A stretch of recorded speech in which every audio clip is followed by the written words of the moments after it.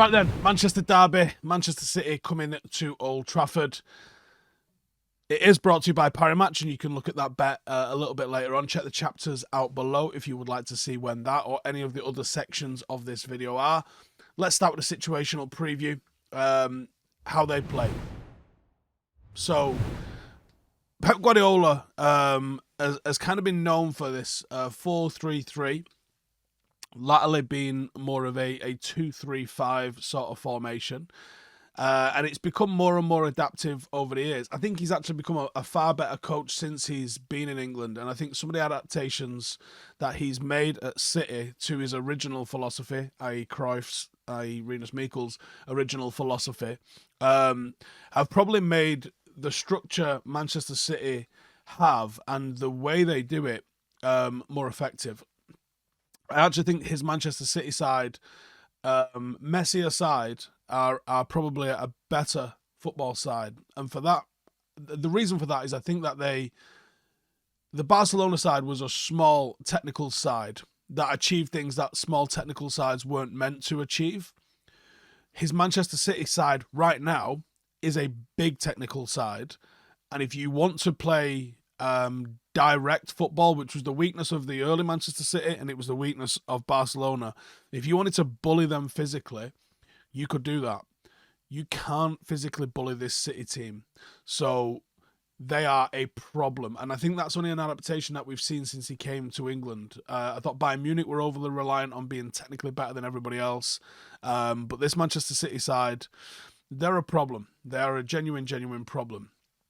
And I think in today's game, the speed of transition from defense to attack and attack to a defense is more important than ever. And I think that's why you've seen this sort of almost separation of 5 attacking players and 5 defensive players.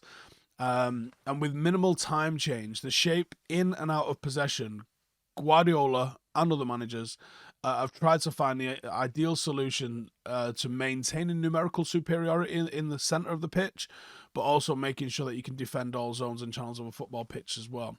And that's where Manchester City's 2-3-5 or 3-2-4-1 kind of tactic starts to come in.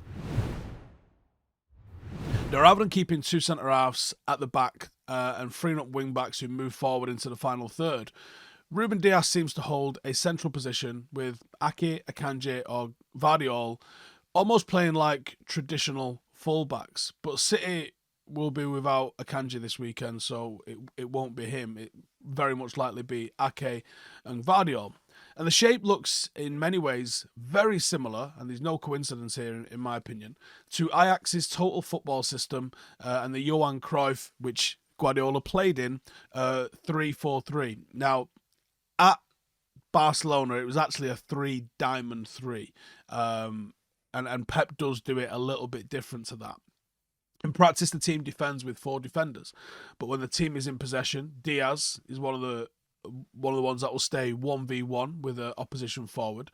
And as Diaz remains centre to protect that area of the pitch, Rodri holds a position in front of him. That was the sort of Guardiola kind of role.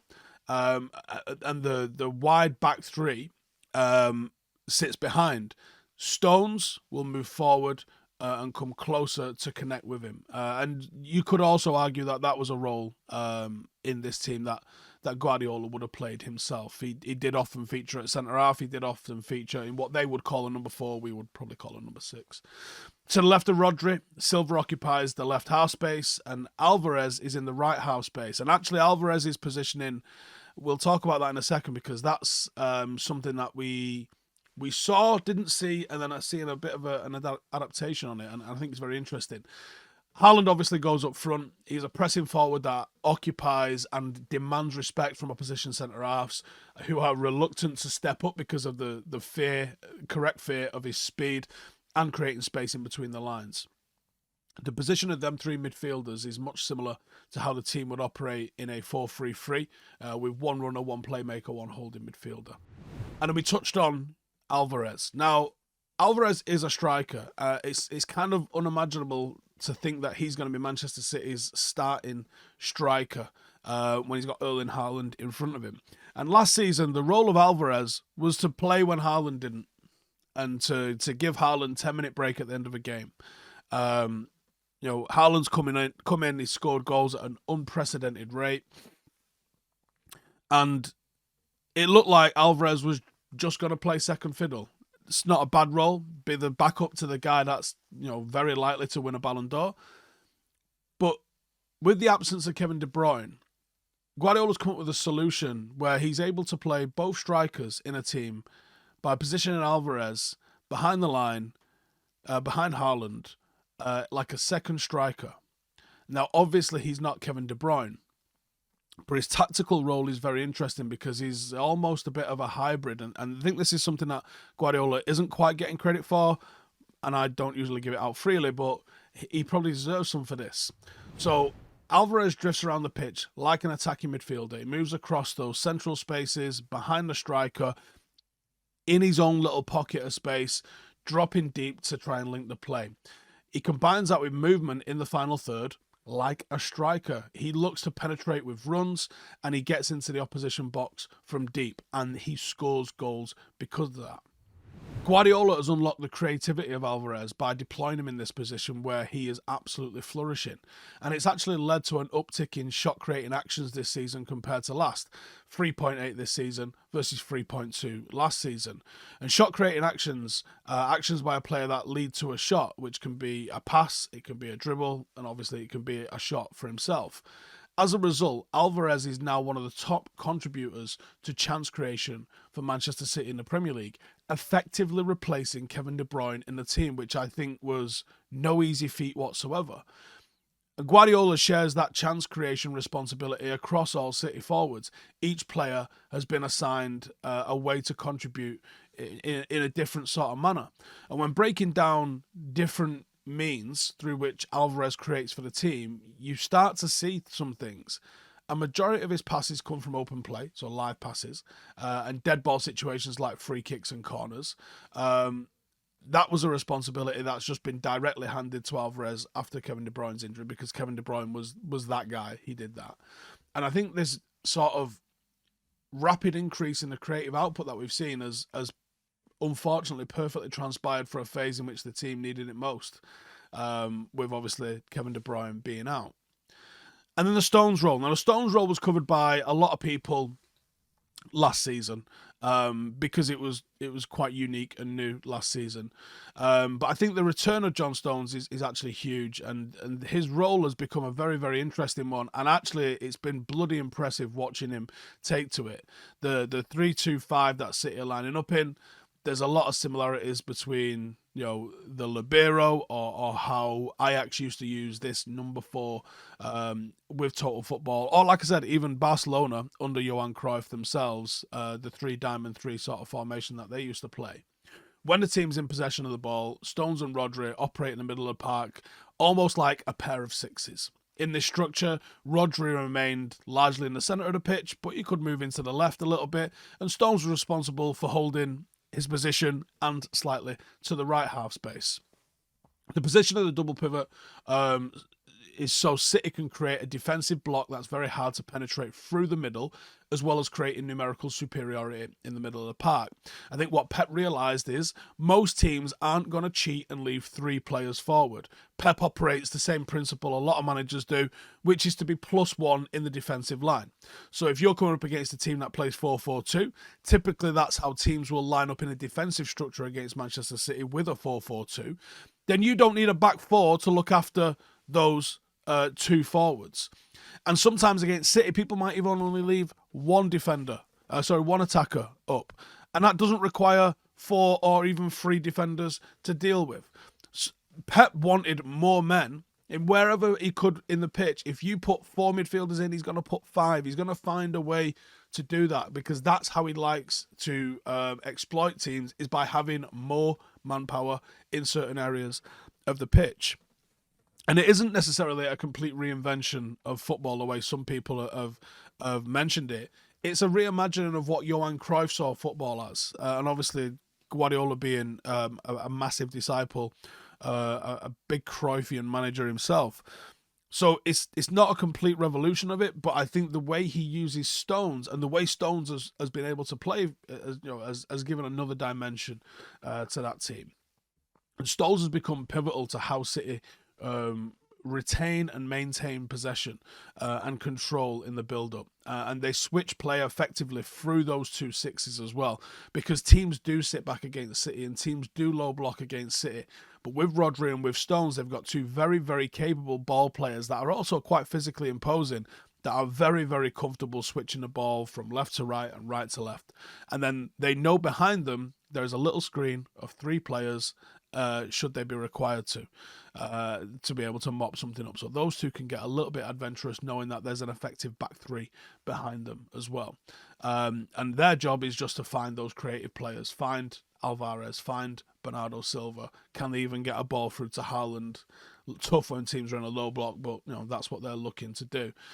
When the opposition has possession of the ball, though, they have to transition back in the defensive phase, and John Stones moves back into defence to form what is a traditional back 4. And something we've seen time and time over again is City are actually fairly flexible in how they defend. They will go 4-1-4-1, where one of the 6s will sit behind, the wingers will come all the way back, and they will only leave Haaland ahead.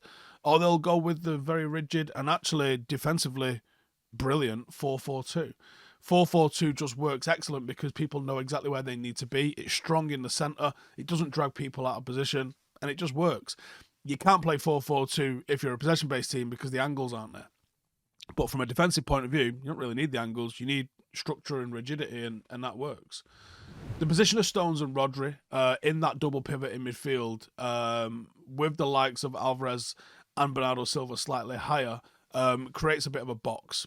And the advantages of the box is there's more triangles, there are more passing options, and it becomes this 3-2-2-3. And again, it's a throwback formation, because do you know who played 3-2-2-3? Matt Busby with Manchester United. And the role that John Stones or Rodri is playing is the role that Duncan Edwards would have played. It was called a left half at the time, so more like Rodri, really. And then you had your attacking midfield.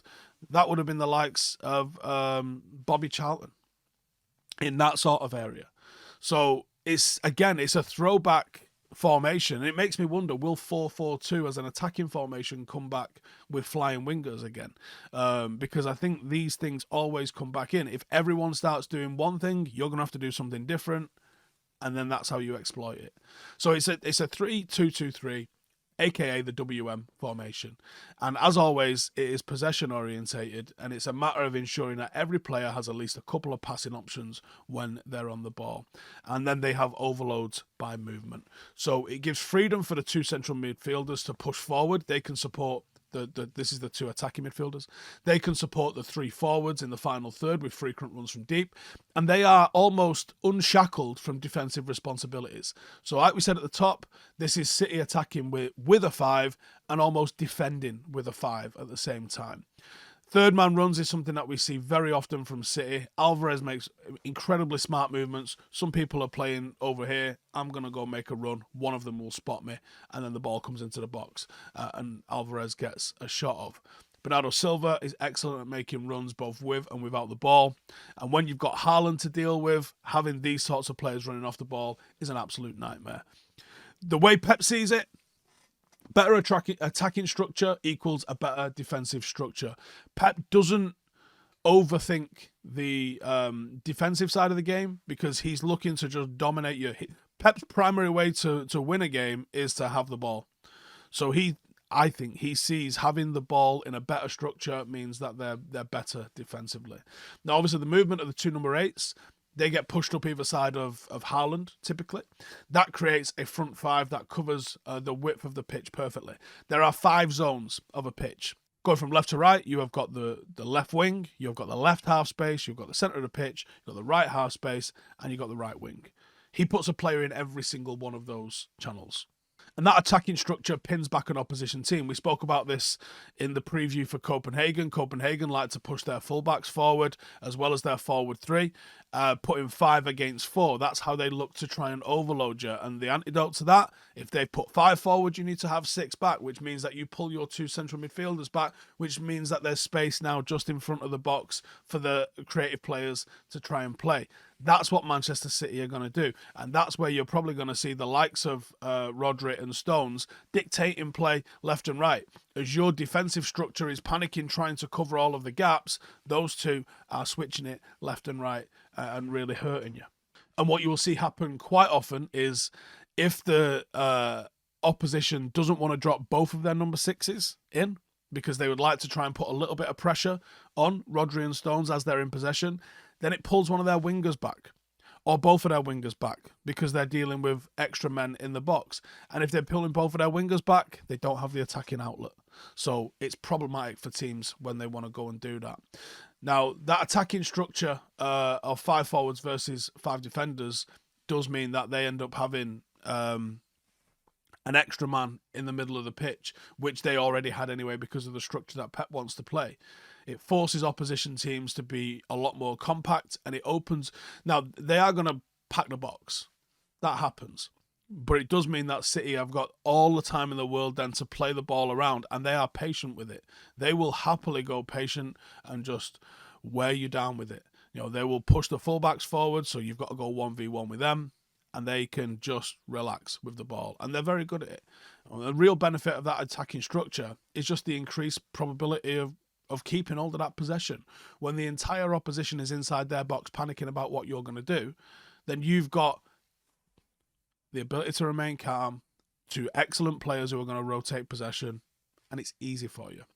And then when so many players are around the zones of the pitch where the ball is, if you do miss pass, you've got players very close to the ball who can quickly go and win it back. And then you've obviously got 5 defenders just waiting for it to go anyway. Now, the 2 6s, Stones and Rodri, they can move up and press quite aggressively because the 3 behind them are probably only dealing with 1, maybe 2 forwards at best. So they can deal with that. You go and deal with that. They shut it down. They recycle possession. It's quite straightforward. Now, in the final third, the wingers will stay high and wide. It's chalk on the boots territory for them, and the position of the wingers really aims at creating space in the centre for Alvarez and Silva to move in those half spaces, the left and right half space, in that vertical space behind what is the weakest area of a defensive line, which is in between the left fullback and centre half, or the right fullback and centre half. Basically, the idea is that those 2 players drag the fullbacks out because they're good enough to hurt you, and a fullback will go out because they don't want to leave that guy in loads of space, and then Alvarez and Bernardo can run in between those gaps and be found in between those little half space channels. Once they penetrate into those channels, they're looking for a quick check back to find Haaland, and that's how Manchester City score goals. In terms of the star man, I actually think it's Julian Alvarez. I think he's been their biggest threat in recent weeks. I think from an attacking standpoint, he's someone that you're going to have to quieten down.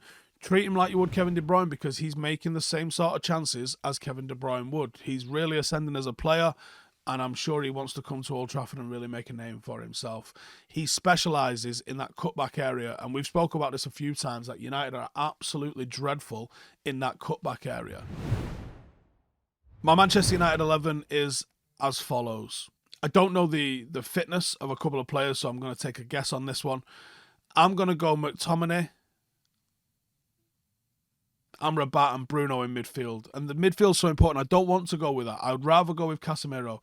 If Casemiro is free, Casemiro is the one that I'm putting in there. And Casemiro and Amrabat, I think, has got a real opportunity to sort of track the runs of Alvarez, track the runs of Bernardo, and keep the defensive structure for United, especially Amrabat. Defensively, it will be Dalot, Reguilon, Maguire, and Varane. And I think Varane shown us the other day that he can really help us play out. Manchester City's press will be very, very difficult for us to play out, but I think having Casemiro and Amrabat and Varane gives us a real good opportunity of doing that. What United have got to do is be able to turn the ball real quick and get it into our forward players. And the forward players that I would go with Bruno off the right and bring Mount in, or have Mount off the right and have Bruno in the middle. But I would bring Mount or Bruno in as together, because I think you get a real shift out of them and a real pressing shift, but he'll play Anthony. We know he will, which also means it'll be Rashford and, of course, Rasmus Højlund up front down the middle. And the star man for United, I think, is Amrabat. We need the sort of performance he put in the World Cup for Morocco. That is the sort of number 6 performance he's going to have to put in. Is he the one that allows United to play on the counter?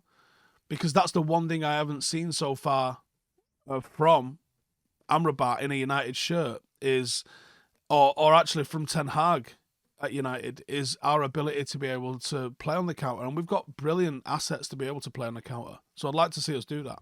Right then, with this being the Manchester Derby, our friends at Parimatch will be offering new customers a very special offer. If, like me, that you think both teams probably will score in this game, then you're able to get an incredible hands odds of 40-1 when you join Parimatch today. Last 4 derbies have both had both teams score. United have conceded a goal in 4 of our last 6 matches, and City have conceded a goal in their last 6 away games. To claim this offer is very simple and it takes only 2 minutes. Just create a Parimatch account and opt in on the promotion. Place your first bet on both teams to score before the match kicks off. The enhanced odds only apply to a maximum stake of £1, giving you a very nice £39 in free bets if both teams score. As always, you must be over 18 and a UK resident. Full terms and conditions apply with all the links you need in the description below. Thank you to Parimatch UK, as always, sponsoring these previews. Back to the show. Right then, how do we beat them? Well, first and foremost, I think you've got to counter-attack. Their right side centre-half, i.e. Rashford or Garnacho territory, that is one of the weaknesses. When a player moves out of their designated position, it's vulnerable. And that's where John Stones will transition from being in that number 6 back to his regular position. And that is a weakness. There's no two ways around it. When he's in position, he's a problem. But when he's being caught halfway between the transition of those two positions, it causes space. And if you counter quickly in there, you're vulnerable. If a team's not able to slow down the speed of the transition by closing the ball carrier down, the ball going into that area before John Stones is set is where you will get a lot of joy. And I think that left half space channel, Marcus Rashford coming from out to in and hitting a ball at speed there, he's going to have to be a lot more clinical than he has this season, but that is a massive way that you can beat them. Anytime that John Stones moves out of position and goes back and forward between, his 6th position and his centre-half position, they have to travel a lot longer distances. And in the middle of travelling it, they are just out of position and vulnerable, which means that the right centre-back has to sort of cover, the right side centre-back has to sort of cover for his own movement and anticipate that sort of stuff, which Stones does okay. Now, if Kyle Walker plays, Pepper's obviously been able to suppress that because of the athleticism that Kyle Walker offers as a defensive shield, and Kyle Walker is a real problem for Marcus Rashford if he plays on that side. At the same time, when players do switch out of positions and zones, the responsibilities of marking or having control of a particular player inside and out of possession must be really efficiently passed on, and it requires a lot more from players and their ability to keep tabs on the ball, on the opposition, and what areas of the pitch they're defending on. So in that split second of chaos, in between thinking you're in possession and looking for where you're going to pass the ball to, oh shit, they've got it and they've just doshed it in behind us, opposite movements at that time can mean someone's in doubt. Is he my man? Have I got to get over there? Do I get dragged a bit further out than I need to be? Or now he's found Højlund in the middle, sorry. That's a big thing. I think whichever player it is that inverts must be able to recover quickly in this position, and getting players to move from 3-2-5 to 4-4-2, it is crucial, and it's hard to do. It's not easy to do, but any sort of hesitation or doubt on which player they're tracking, or am I in the right area here, you before you know it, you're looking at the ball in the back of the net and it's 1-0, and that's how I'm hoping it goes down, at least anyway. And number 2, I think you've got to go with a mid-block zonal pressing. I don't necessarily think United have the personnel to go man for man to City out of possession, Nor do we have the men to go high, because if you try and press high, you're going to have to ask Harry Maguire to play on the halfway line against Haaland, and I think we all know how that one's going to go down. So I think United need to sit a little bit further back than I think Ten Hag would perhaps like us to. So what I'm going to ask, or what I would hope United are going to ask to do, is mark and marshal the zones of the pitch that City typically play through, whilst picking the moments to be aggressive and actually close down the ball. The best way to stifle City is not to park the bus, but actually to block up their passing lanes that they're going to try and play through. And the key to do that isn't to be deep, but it's to be a little bit outside of the box. Don't sit in or on the box. Get a little bit of space outside the box so you can maybe recover. There's a little bit less distance in transition if you need to do that. It would be a mid-block if you was going to call it anything else, but you're not really defensively passive. You are going to engage, but you're going to do it in a nice, tight, compact section of the pitch, rather than just giving them the ball and letting them pass it around you while you're all inside the box. That's a recipe for disaster, because they're excellent at that and they know exactly how to break that down.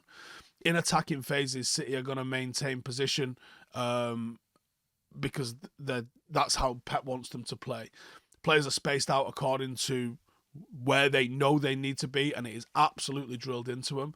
And they have an ideal number of players in every vertical and horizontal zone to create favourable and repeatable attacking scenarios. City use rotation, so you're not picking up the same man all the time. So you might be in your little zone, you think, right, I'm dealing with him, and he's in his little zone, but then he'll move and someone else will come in, and then it's confusion. Do I track him or do I stay with this guy?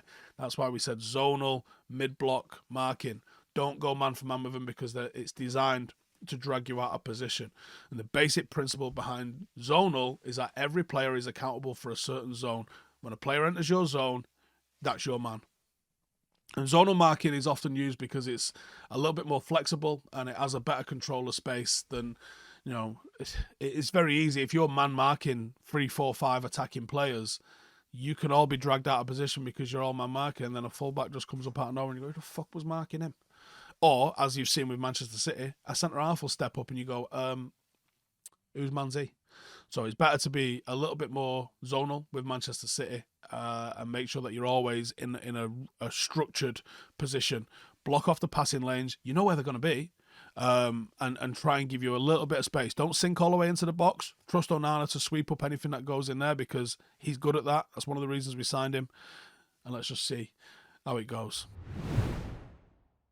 Anyway, that's my predictions, I guess, for the derby. And like I said, I think both teams will score in this. I think United are going to need 2 to win. I fancy a draw. And I probably would take a draw at the moment, which is not a good result, realistically, but I would take it because the performance level from United just hasn't been there. But if we were able to go and get a win in this, that would be a massive, massive confidence boost, wouldn't it? See you